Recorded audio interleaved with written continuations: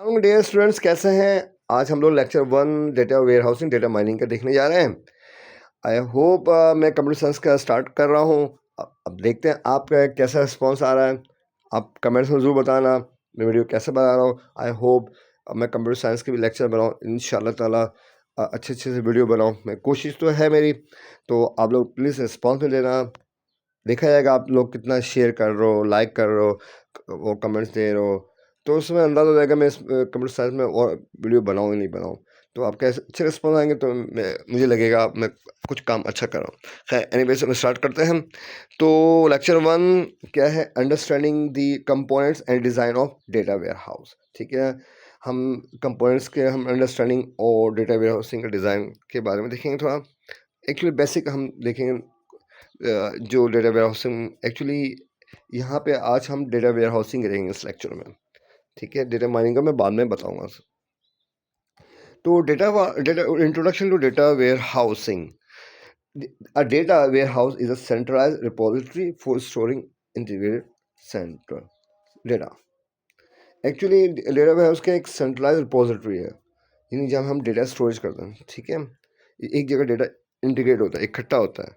ठीक है, हम लोग यूज़ करते हैं डेटा वेयरहाउस टूल, वो है BI पावर इंटेलिजेंस। यानी आपने पावर BI का लफ्ज़ सुना हो, पावर BI।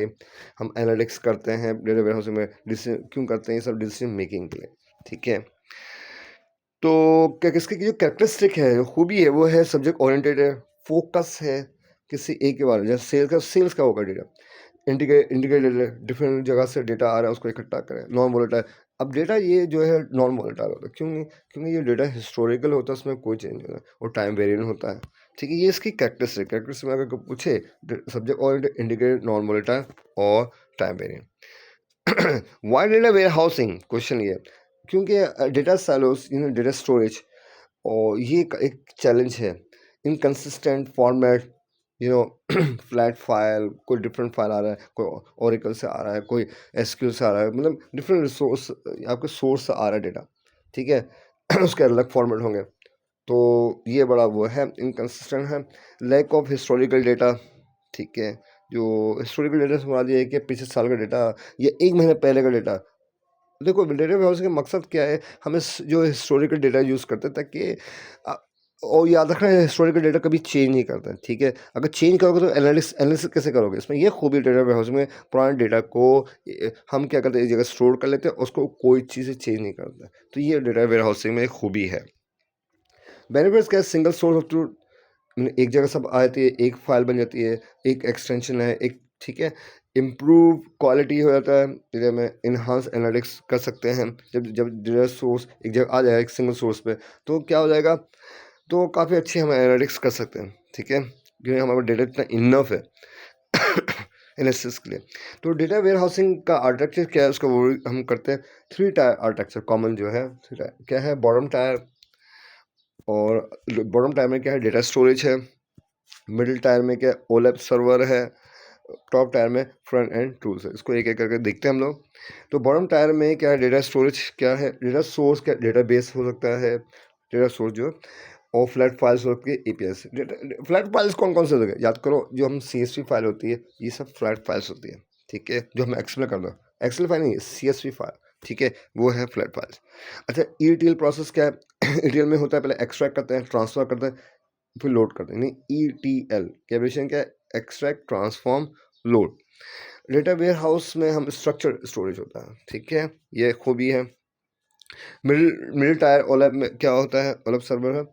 तो OLAP enables analytical processing. OLAP का एब्रिविएशन क्या है? Online analytical processing. ठीक है, एनालिटिकल हम पार्ट कर सकते हैं, एनालिसिस एक्चुअली मिडिल टाइम है, मिडिल में। ठीक है, ये किसका है? Software, sorry, data warehouse का। ठीक है, टाइप्स क्या है? ROLAP, MOLAP, HOLAP. Sir, functions का एग्रीगेशन है, डेटा माइनिंग, एनालिसिस। ये इससे टूल्स हैं सब लोग तरह के हम यूज़ करते हैं एनालिसिस में, डेटा माइनिंग, एनालिसिस, एग्रीगेशन। ठीक है, तो top tier front end tools क्या है? Provides user access. ठीक है, टूल्स हम टैबलो यूज़ करते हैं, पावर BI है, SQL इंटरफेसेस है। और यूज़र क्या है? कौन कौन इस्तेमाल करेगा? एनालिस्ट है, बिजनेस एनालिस्ट हो सकता है, एग्जीक्यूटिव्स लोग हो सकते हैं, डेटा साइंटिस्ट लोग वो यूज़ कर सकते हैं, ठीक है। ये टॉप टायर है, समझ लो बात। 3 हैं, ठीक है। और अब आते हैं data warehouse model. Enterprise data warehouse, ठीक है, सेंट्रलाइज होता है। डेटा मार्ट का डिपार्टमेंट फोकस। तो डेटा मार्ट का मतलब क्या है, जब हम डेटा वेयर हाउस में एक्चुअली क्या है, डेटा स्टोर हो रहा है, ठीक है। अब उसके अंदर हम फोकस होते हैं कि सेल्स का अलग डेटा और एम्प्लॉयज़ का अलग डेटा, तो उसको हम अलग अलग मतलब डेटा के अंदर डेटा हम करते हैं, तो इसका हम डेटा मार्ट बनाते हैं, ठीक है। तो इससे फ़ायदा क्या होता है, हमें सेल्स का डेटा उठाना है तो हम सेल्स को वहाँ पे जाके उठा लेंगे। मतलब ये एक तरह का इस तरह कह लो कि मुझे जैसे आप एक्सेल में यहाँ पे कॉलम्स होते हैं ना, तो उस तरह हमें मालूम करते हैं यस ये कॉलम सेल्स का है, ये एम्प्लॉयज़ का, ये इसका है। तो एक चीज़ हमें डेटा एक्सट्रैक्ट करना आसान हो जाता है, ठीक है। तो ये जो डेटा वेयर हाउस में एक्चुअली हम करके, जैसे आप लोग मेल में करते हो आर्काइव, आर्काइव का मतलब यहाँ तक यार सेल्स का ये हो गया इस साल का, तो इसको एक जगह सेव कर ले। इससे फ़ायदा क्या होता है आर्काइव करने से, मुझे 2024 का देखना है, तुम ये 2023 2024 सॉरी 2024 का देखना है, तो मैं सर्चिंग में करूँगा तो मैं 2024 का एक अलग बनाऊंगा, मैंने आर्काइव किया तो वो उसका ही देखेगा उस ईयर का। तो हर साल का मैं एक अलग करूँगा, मतलब मुराद ये है कि अगर मेरे पास मेरी कंपनी से 2000 से 2025, अब मैं 2024 का डेटा देख रहा हूँ, तो वो 2000 से 2024 का पूरा डेटा सर्च करते ना टाइम लग गया, तो हम उसको तोड़ तोड़ेंगे। खैर वो एक चीज़ अलग है आर्काइव। तो डेटा मार्ट के हम लोग क्या करते हैं, सेल्स का अलग डेटा, उसका अलग हम स्टोरेज अलग बनाते हैं, ठीक है। खैर ऑपरेशनल डेटा स्टोर क्या है, ये रियल टाइम स्टोरेज है, ठीक है। याद रखना डेटा वेयरहाउसिंग आपका हिस्टोरिकल डेटा होता है, ये ध्यान में रखना। इसमें जब एक बार आ गया डेटा वेयरहाउस के अंदर, फिर चेंज नहीं होता। यानी आपका पहला आपका डेटा एक्चुअली ये जो एक्चुअली हो रहा डेटा वेयरहाउस यहाँ एक्चुअली ये पहले क्या होता है, फिर आपके पास ये डिफरेंट डेटा सोर्स हैं, फिर ये हम करते हैं OLTP से, ठीक है। OLTP से क्या आता है आपके पास, ये डेटा वेयरहाउस बनता है। उसके बाद यहाँ पे हम ओलैप करते हैं, ये ध्यान में रखना। OLTP कहाँ यूज़ होगा, ओलैप कहाँ होगा, यानी डेटा वेयरहाउस के बाद हम ओलैप यानी एनालिसिस पार्ट हम यहाँ करते हैं। ये आपका ट्रांसफ़र प्रोसेसिंग है, ठीक है। ये आपका जो जो सिंपल जो डेटाबेस है, खैर सही है। और OLTP से हम डेटा सोर्स कलेक्ट कर दिया, फिर यहाँ पे आपका डेटा मार्ट होगा डिफरेंट, ठीक है। और ये आगे ओलैप है, फिर उसके बाद आप लोग चार्ट बनाते हो, ठीक है। अच्छा यहाँ पे ETL प्रोसेस भी याद करो क्या क्या है। ETL प्रोसेस में एक्स्ट्रा में हम क्या करते हैं, डेटा को कलेक्ट करते हैं। ट्रांसफॉर्म में क्या करते हैं, आपका है जो क्लीन इंटीग्रेट करते हैं, ठीक है। और लोड में क्या होता है, store in the warehouse में होता है, ठीक है। ये ETL ये बहुत इंपॉर्टेंट चीज़ है प्रोसेस, ठीक है। डेटा वेयर हाउस से पहले ETL, ठीक है। और टूल हम यूज़ करते हैं इन्फॉर्मेटिका, टैलेंट, अपाची, ठीक है, ये सब यूज़ करते हैं। अच्छा यहाँ पे डेटा वेयर हाउस में स्कीमा, अब जब डेटा बेस है स्कीमा तो आपको पता ही होगा क्या क्या है। स्कीमा स्टार स्कीमा है, स्नोफ्लैक स्कीमा है और गैलेक्सी स्कीमा है। एक्चुअली जो है स्टार स्कीमा क्या है, आपके पास ये सेंटर में होता है फैक्ट, ठीक है। और जो मैं इसको स्टार बनाता हूँ, स्टार स्टार ऐसे बनेगा, ठीक है। यहाँ पे आपका डायमेंशन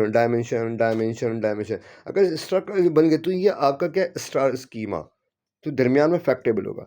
और दूसरा जो है आपके पास है स्नो स्कीमा। अगर आपका डायमेंशन ये जो डायमेंशन है इसके अंदर यहाँ पे दरमियान में एक और डायमेंशन ला दूँ, तो ये स्नो फ्लैग स्कीमा होता है। इट्स लाइक डेंड्राइट शेप, ठीक है। डेंड्राइट शेप आपने देखा होगा, ऐसा यूं चल रहा होता है, पौधों में देखा होगा dendrite shape, snow flag schema. ये इसको स्नो फ्लैग स्कीमा इसलिए कहते हैं। और आपका गैलेक्सी स्कीमा क्या, उसमें मल्टीपल फैक्ट टेबल्स होते हैं, यहाँ पे जो फैक्ट टेबल ज़्यादा हो सकते हैं एक साथ, ठीक है। तो ये क्लियर हो गया आपको डेटा वेयर हाउस स्कीमा। अच्छा challenge in data warehousing, अब क्या क्या चैलेंज होते हैं, डेटा क्वालिटी इश्यूज़, ये बड़ा चैलेंज है डेटा वेयर हाउसिंग के अंदर। और आगे हम देखते हैं हाई कॉस्ट है, ये बड़ा मुसीबत है। स्केलेबिलिटी कंसर्न, ये बड़ा मुश्किल है, इसको आगे कैसे बढ़ाएं, स्केलेबिलिटी का मतलब आगे हम कैसे बढ़ाएं इसको, ठीक है। Integration with cloud and IoT बड़ा वो है, बड़ा मुश्किल मतलब ज़्यादा पेचीदा होता है इंटीग्रेशन करना क्लाउड के साथ, IoT के साथ, ठीक है। फ्यूचर ट्रेंड्स क्या है डेटा वेयर हाउसिंग का, क्लाउड बेस्ड वेयर हाउसेस, यानी स्नोफ्लैक, रेड शिफ्ट्स। तो ये एक वो है फ्यूचर ट्रेंड है, cloud based warehouse actually. और AI मशीन लर्निंग को यूज़ करना, ये मतलब फ्यूचर ट्रेंड में आता है डेटा वेयर हाउसिंग में, रियल टाइम एनालिटिक्स करना, ऑटोमेशन करना, मतलब ये इसमें तुम कर लो ना, बड़ा काम का है। खैर एनीवे, होप सो इंशाल्लाह आहिस्ता आहिस्ता मैं आप लोग को बताता रहूँगा। अभी डेटा वेयर नो हो दिया है, मैं फिर डेटा माइनिंग का भी आपको बताना है, फिर आगे फिर आपको हैंड्स ऑन, फिर hope so tool power BI बताऊँ।